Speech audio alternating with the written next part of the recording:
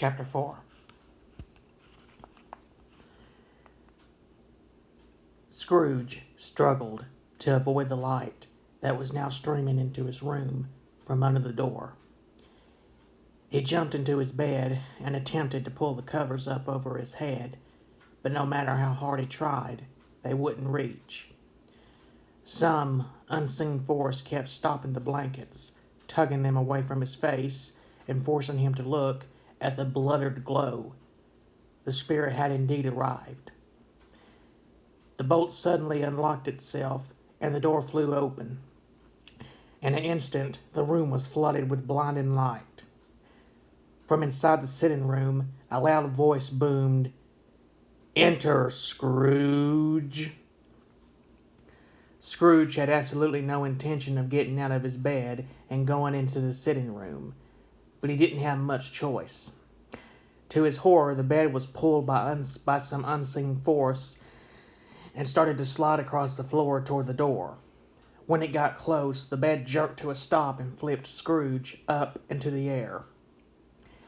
He landed at the threshold of the sitting room, and the blazing light almost blinded him. When he looked into the room, he could not believe his eyes. It was stretched completely out of its normal dimensions. The walls were 40 feet tall, and the ceiling looked like it belonged in a cathedral. In a cathedral.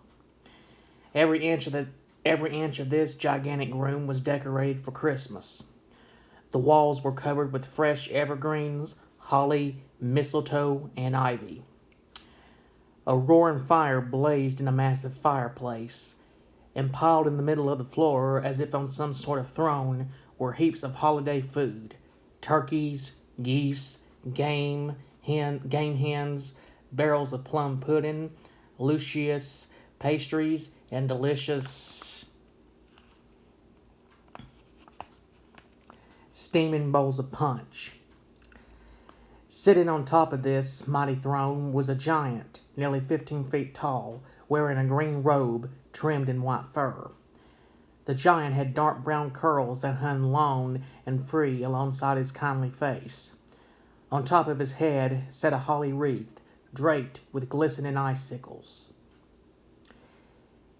It was the ghost of Christmas present, sparkling, cheery, and joyful. He held a burning torch and lifted it to cast a light on Scrooge. "Come in and know me better, man," the ghost instructed Scrooge. Scrooge realized that there was no way to avoid this, so he shuffled into the room, his head hanging low as he nervously looked down at his slippers. "I am the ghost of Christmas present," the spirit bellowed. "Look upon me." Scrooge nervously looked up at him. "You have never seen the likes of me before?" asked the ghost. "Never," Scrooge answered, shaking his head. The spectre asked, "Have never walked forth with my elder brothers?" "I don't think I have," Scrooge answered honestly. "You have many brothers?" The ghost smiled. "More than 1,800, he answered with a laugh. 1,842 to be exact. It took Scrooge a moment to realize that there was one brother for every Christmas. Then he noticed that the ghost had a belt with an ancient scabbard that had decayed and been eaten by rust. The scabbard was empty. "I see you wear a scabbard, but no sword," Scrooge said.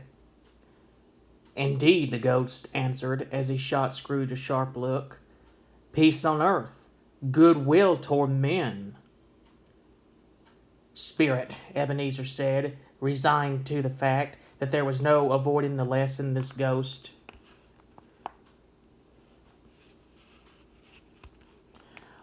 was about to teach him. "Conduct me where you will."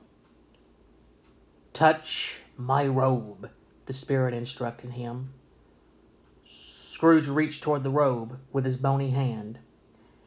When he touched it, the ghost started to shrink, collapsing its gargantuan frame down to a slightly more manageable 9 feet. He tipped his torch and out poured sparkling magic dust that twinkled on the floor. As the dust settled, the floor became transparent, as if the boards had turned to glass. The image startled Scrooge, and he jumped back, worried that the glass might break. But it held firm, just as though it were still wooden. Next, the ghost poured out some more of his magic dust, and the room suddenly started to rise straight up. Terrified, Scrooge pulled himself closer to the ghost as the room detached from the house and started floating above the streets of London. Scrooge looked down on the world below him and saw a young boy in his Sunday clothes trudging through the snow and pulling a bright red sled. "Very strange," Scrooge said nervously. "Indeed," agreed the spirit. "Not many mortals are granted a heavenly perspective of man's world." The two of them flew over London, and everywhere they looked, they saw people happily enjoying the Christmas spirit, showing goodwill to one another. They passed through the dingy smoke coming from chimneys and brushed over the freshly fallen snow that blanketed the rooftops of the city. At one point, the ghost saw two men arguing, and he diverted their vehicle until it hovered over them. He sprinkled some magical dust from on high, and when it landed on the two, they quickly went from fighting to laughing with each other as they walked arm in arm. Next, the room flew over London to a part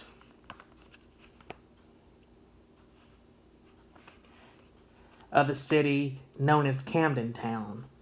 Here they swooped down over a small brick building, and the ghost poured out another helping of his magic dust. "I take it this pauper's bleak dwelling is of some significance," Scrooge said. The ghost gave Scrooge a weary smile and nodded toward the house.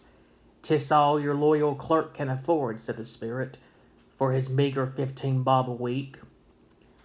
Scrooge sighed at the realization that this pathetic home was where his employee, Bob Cratchit, lived. The ghost lowered the flying room, and it magically passed through the roof of the house until they were looking down on the cramped home.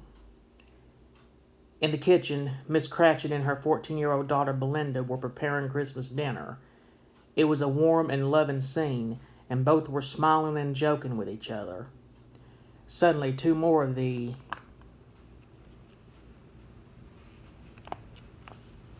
Cratchit children hurried in from outside. "Mother," cried the young girl, "we just came by the baker's shop."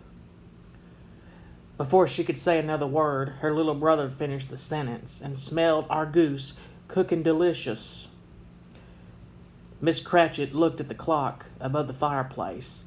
"Whatever got your precious father then?" she asked them. "And Martha, she wasn't as late last Christmas Day." The little girl looked out the window and smiled. "Here she is," she announced. "Here's Martha." Moments later, Martha, the eldest Cratchit daughter, walked into the house carrying bags and packages. The younger children all surrounded her and excitedly told her all about the day's events. "Wait till you see our goose," said her little brother. "'Tis a wonderful one." Miss Cratchit grabbed a platter from the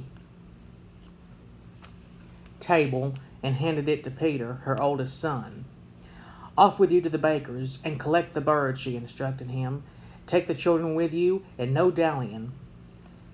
Peter gladly took on this important task and led his brothers and sisters out the door. Once they were outside, Miss Cratchit had a moment to greet her daughter. "Why, bless your heart alive, my dear," she said as she kissed Martha on the cheek. "How late you are." "We had a deal of work to finish up last night," the young woman explained, "and had to clear away this morning." Miss Cratchit helped Martha off with her shawl. "Never mind, so long as you are here," she said happily. "Sit down before the fire. Lord bless you." "No, no," Belinda said excitedly as she looked out the window. "Father's coming. Hide, Martha." Martha giggled as she quickly snuck into the closet and closed the door behind her. Watching from above, Scrooge rolled his eyes at all the silliness, but the ghost smacked him in the head with the handle of his torch. "Ow!" Scrooge yelped. He turned to complain, but something about the ghost's appearance caught his eye. He noticed that small wrinkles had begun to form around the spirit's mouth and eyes, and his brown hair now had gray streaks at the temples. The ghost was aging right before his eyes. The door burst open, and when Scrooge looked down, he saw Bob Cratchit enter the house, carrying his youngest son, Tiny Tim, on his shoulders. Tiny Tim was small, even for a 6-year-old. He carried a wooden crutch and wore iron braces on his legs. Once inside, Cratchit lifted Tim off his shoulders and handed him to Belinda, who helped him with his comforter. Tiny Tim was sickly, but his attitude and personality were the brightest in the family. "Where's our Martha?" Cratchit asked. Miss Cratchit shook her head sadly. "Not coming," she said. "Not coming," Cratchit said, his happy mood suddenly deflated. "Not coming upon Christmas Day." Just then the closet door burst open, and Martha rushed across the room to her father. "Here I am," she said, as she wrapped him in a tight, warm hug. "I'm so happy to see you," Cratchit beamed. Belinda knew that Tim would love to see the wash house where the desserts were cooling. "Come on, Timmy," she said. "Shall we have a look?" "And how did little Tim behave?" his mother asked, once he had exited the room. "Good as gold," Cratchit said, as she handed him a stack of mismatched plates. Somehow he gets thoughtful sitting by himself so much and thinks the strangest things you ever heard."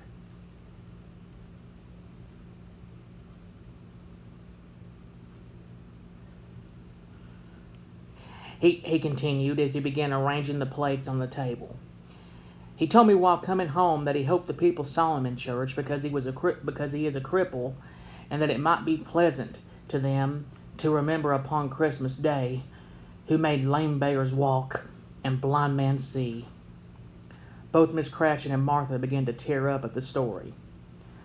"I believe he grows stronger and more hearty every day, my dear," Cratchit continued. He turned to his wife and daughter, but neither said a word. They just nodded and smiled weakly, wiping away the tears when they heard Tim and Belinda walking into the room.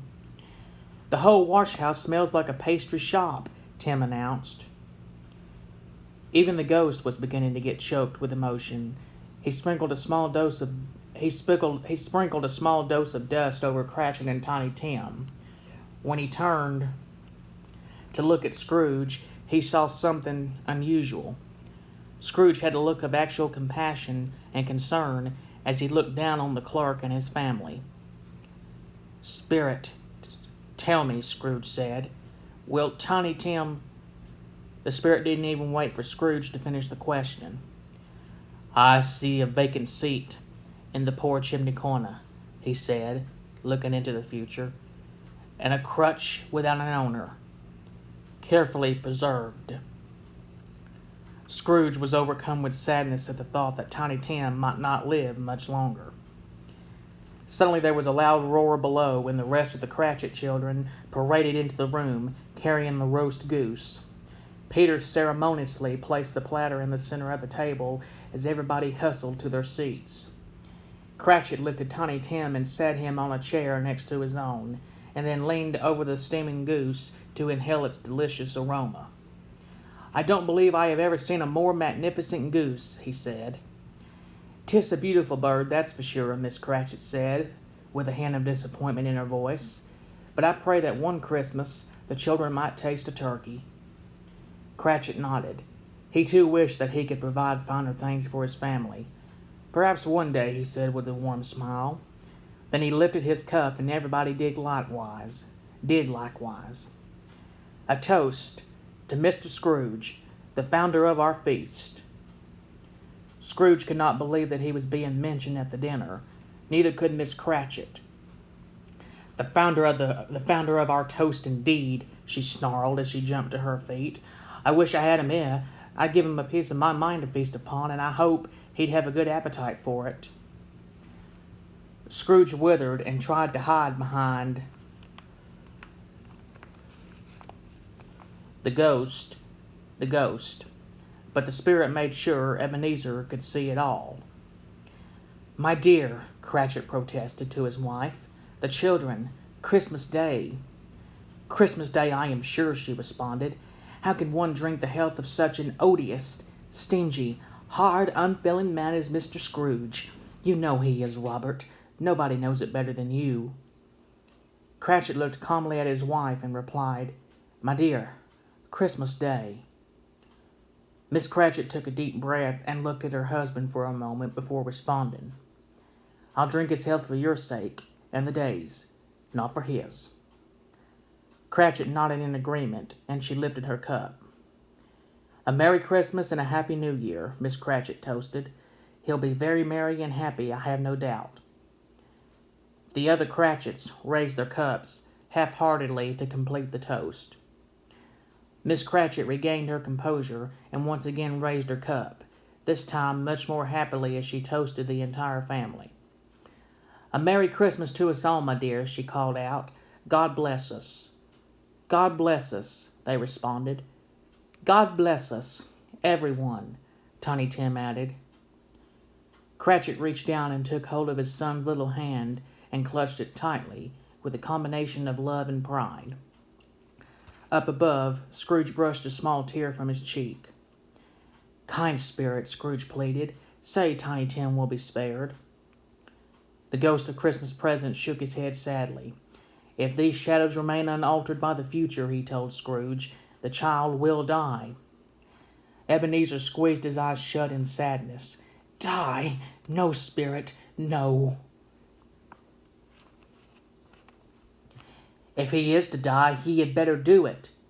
As the ghost responded, his face turned into the spitting image of Scrooge himself and decrease the surplus population.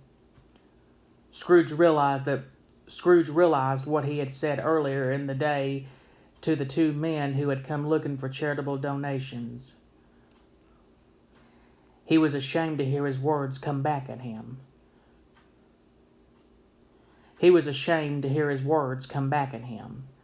Especially considering the condition of the little boy below. The spirit's face returned to its normal shape, and Scrooge was struck, speechless, by embarrassment. As the Cratchits said grace, the ghost sent the broom racing out of London and across the countryside so fast that Scrooge was knocked down. Pressed against the clear floor and terrified that they might crash at any moment, Scrooge watched as the land sped beneath him at incredible speed. Finally, the ghost brought the room to a stop in a barren area surrounded by huge rock formations. It was cold and desolate. What place is this? Asked Scrooge. A place where miners live, said the spirit. They labor in the bowels of the earth, yet they know me. Scrooge looked down and saw a light shining through the window of a small hut. Scrooge and the spirit were lowered down into the hut until they could see a miner and his family sitting around a glowing fire. They were poor and humble, but their hearts were filled with Christmas joy as they sang the first Noel. They know me, the spirit said, smiling warmly, and have known my brothers for generations. Before Scrooge could even respond, the ghosts sent their chambers speeding across the countryside once again. Hold on, he warned as they took a violent turn. It's going to be a bit bumpy.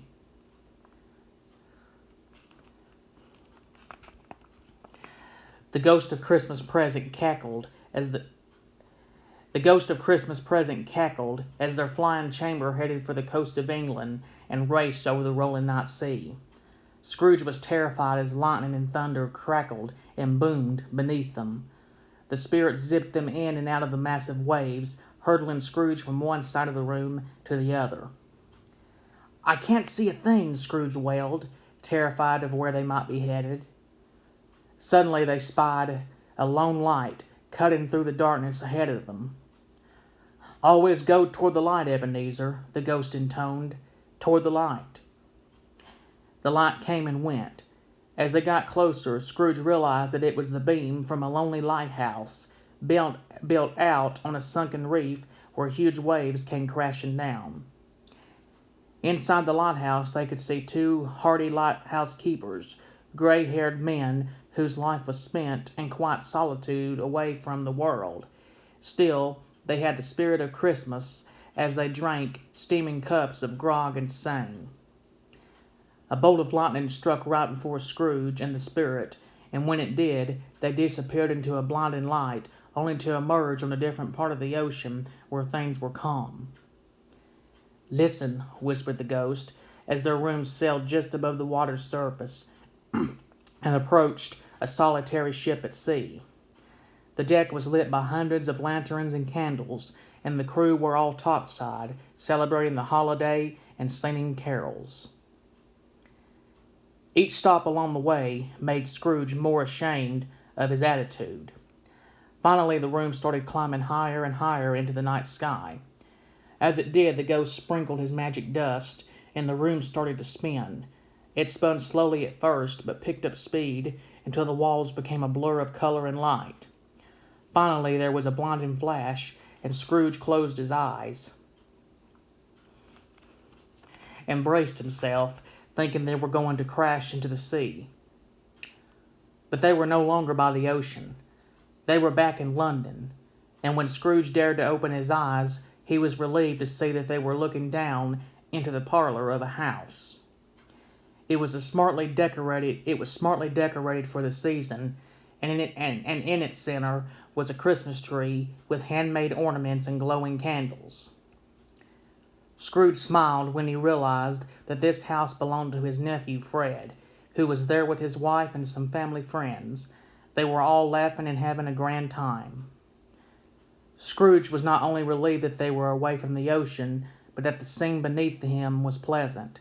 There were no sickly children or impoverished people to fill his heart with guilt.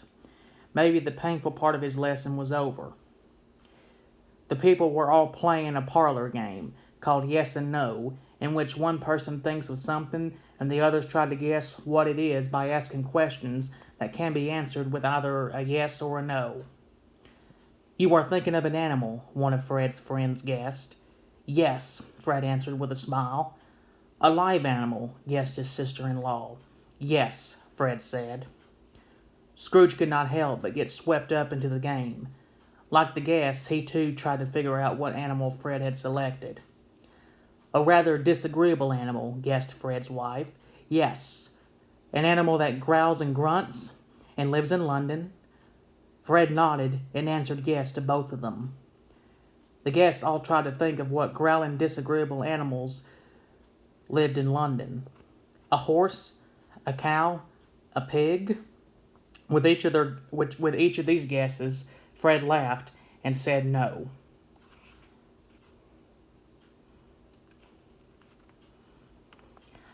"A dog?" his wife guessed.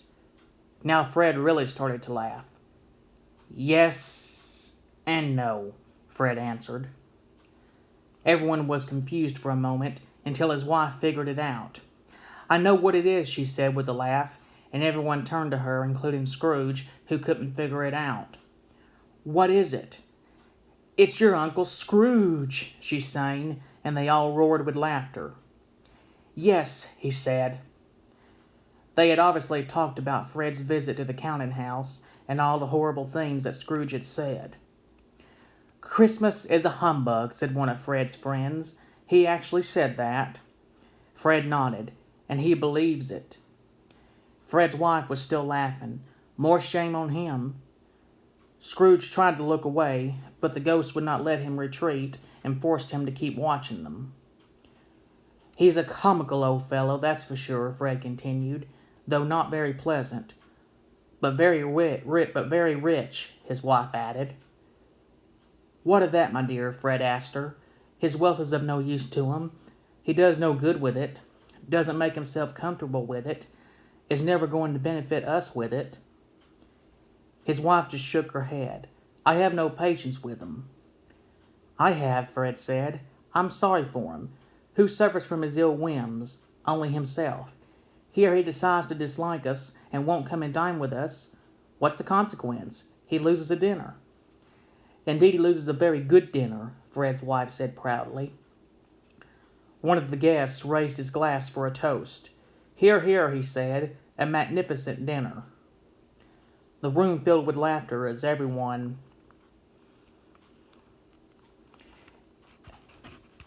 else raised their glasses and toasted along. Although enjoying himself, Fred could not help but think of his sad uncle. "He has certainly given us plenty of merriment, that's for sure," he said, "and it would be ungrateful not to drink to his health. He wouldn't take it from me, but he may have it nevertheless. A Merry Christmas to the old man, whatever he is. To Uncle Scrooge." He raised his cup again, and everyone did likewise. To Uncle Scrooge. Scrooge did not know what to make of the scenes that had played out beneath them. As much as they hurt, he knew they were right to speak of him that way. Yet Cratchit still toasted him, and his nephew still wished him good cheer.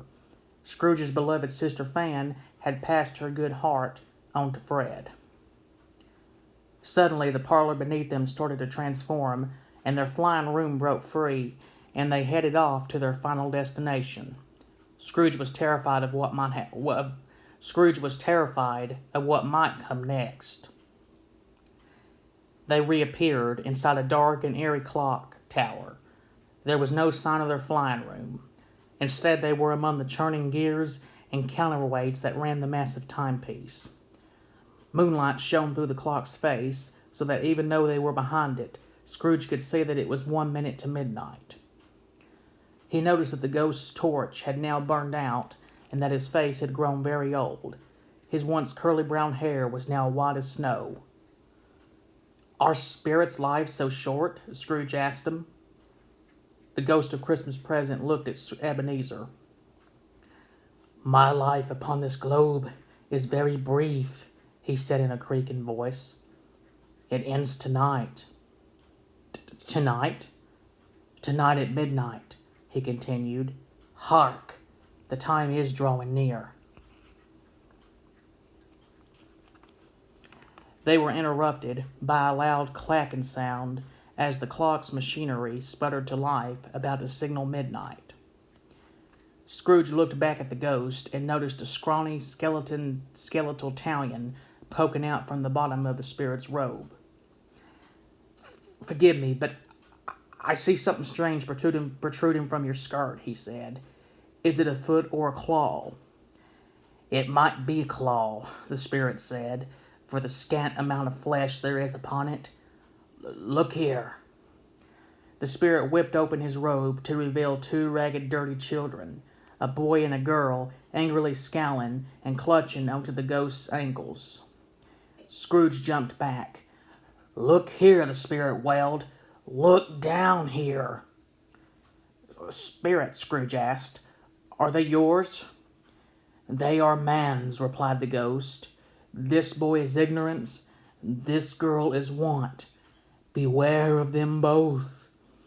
They grasped deeper into his ankle, and the spirit let loose a cry of anguish and pain.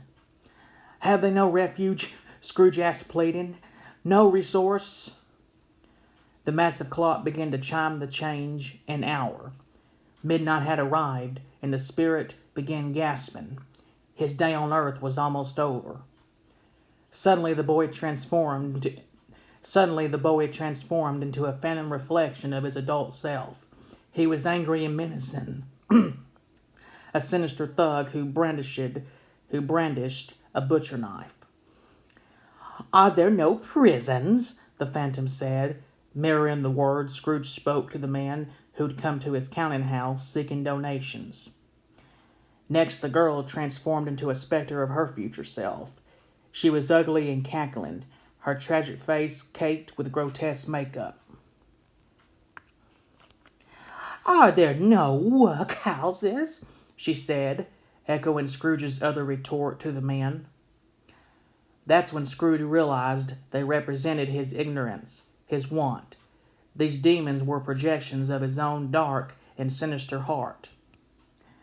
Scrooge reeled back in terror as the hammer continued to strike the bells inside the clock. Finally, the hammer struck for a twelfth and final time. Midnight had arrived, and the once mighty ghost of Christmas Present gasped his final breath. He died before Scrooge, and his body dissolved first into a corpse, then into a skeleton, and finally into sparkling dust. The tremor of the final bell toll rattled the floor and scattered the dust. Scrooge was now all alone in the clockworks.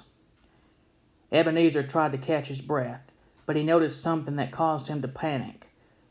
The moonlight cast a lone shadow of him, and, before his eyes, that shadow began to come alive, and separate into two. One of the shadows continued to grow and grow, its massive form perfectly silhouetted by the full moon. Scrooge trembled as he looked upon this phantom shadow, for he knew what it was, and he knew it was the one thing he feared most.